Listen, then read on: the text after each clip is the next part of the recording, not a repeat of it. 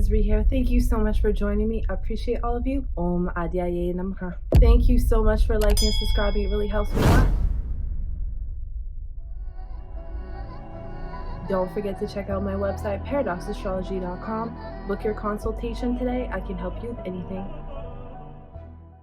And if you'd like more exclusive occult videos that I don't post on YouTube, consider subscribing to my Patreon. It also helps to support this channel. Okay, let's get into this video. I just wanted to let you guys know about an event that's happening this year. And it is very important to understand this for your own chart. So we have a double aspect that will be happening first in Taurus and then in Sagittarius this year. According to the famous astrologer K.N. Rao, he talks about the double transit of Jupiter and Saturn. When they both aspect the same house, he says that it creates a significant happening in that house. He talks about how Saturn gives the structure that we need, and then Jupiter gives the inspiration behind that structure. And he likens it to a tree, Saturn being the roots and the trunk of the tree,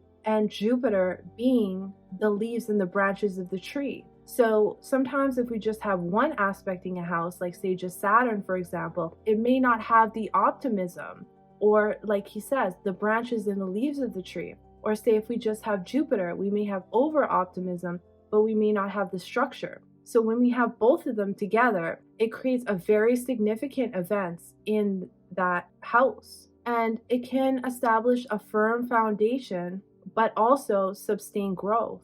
Now, this year, Jupiter and Saturn, because Jupiter is in Taurus right now, and Saturn will be entering Pisces on April 1st. So until May 14th, while Jupiter is still in Taurus, they both will be aspecting Taurus. So wherever Taurus is in your chart, this will be very significant during that time.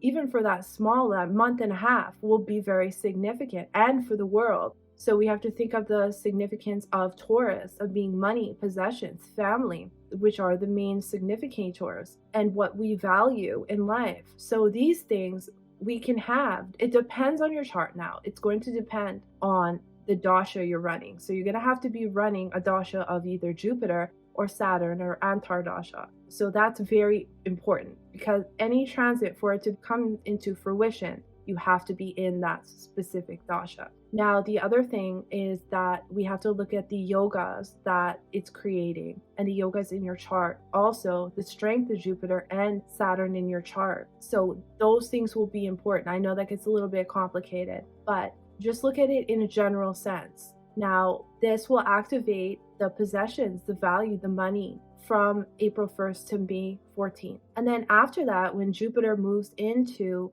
Gemini, then they actually will be both aspecting Sagittarius. So you look at what is Sagittarius, is all about religion. It's about dharma, science, laws. It has a lot to do with spirituality as well. But Sagittarius has Purva Shadha in there, which can be about declarations of war and warlike activities. But you can look at it for your chart. Which house is it aspecting? And then those themes will be prominent. So then you could literally have a success in those areas, some growth in those areas. Another thing that we do have in Sagittarius is Mula Nakshatra, which is all about healing, getting to the roots of things, getting to the roots of the problems, physical roots, as in a plant medicine. So we will have themes about health. This could bring up things about vaccines and shots, doctors, professions involving mass leaders, the past. This is ruled by Ketu, astrologers, anything that requires investigation, like police matters, Ayurveda. And then also we have Uttara Ashadha, which brings in a lot of activities dealing with the ancestors, final victory on certain things in your life. You could see a final victory, authority figures, continuing traditions and lineages. This is also about breaking through obstacles and responsibilities as a leader. Another thing that Purva Ashadha deals with is confronting enemies, but also forgiveness of enemies. Settling debts can happen. This is also about victory as well. Setting goals, having those goals happen. Anything to do with water, traveling with water. Artistic performances is ruled by Venus. So anything to do with artistic endeavors, worshiping goddesses, spiritual initiations can happen. Also, marriages can happen here. And also in Taurus, but it's only going to be in Taurus for a little bit, so we're not going to see all of these. But apart from resources, there can also be themes around searching. Something you've been searching for a long time, or information you've been searching for. Also, it can bring you to heights of things, because this is going to be in Magashira, which is people who can have large crowds, have large followings, a lot of themes around that. Maybe that's something you were looking for and that can happen for you.